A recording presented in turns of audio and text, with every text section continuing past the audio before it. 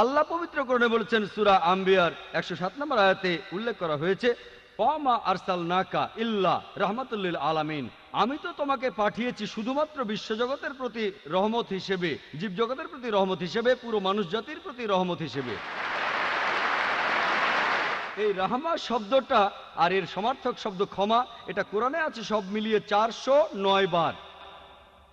আর কোরআনের প্রত্যেক সূরা, শুধুমাত্র 9 নম্বর সূরা তাওবা বাদে, প্রত্যেক সূরার শুরুতেই আছে বিসমিল্লাহির রহমানির রহিম, দয়াময় পরম দয়ালু আল্লাহর নামে শুরু করছি। তাহলে বৌদ্ধ ধর্মগ্রন্থগুলোতে মায়ত্রী নামে একজনের ভবিষ্যৎবাণী করা হয়েছে, যিনি আসলে আমাদের নবীজি সাল্লাল্লাহু আলাইহি সাল্লাম। বৌদ্ধ ধর্মগ্রন্থে নবীজি সম্পর্কে ভবিষ্যৎবাণী আরও অনেক আছে। আছে secret book of the stay 11 number খণ্ডের 36 নম্বর পৃষ্ঠায়, মহাপরিনির্বাণ সুত্তা 2 নম্বর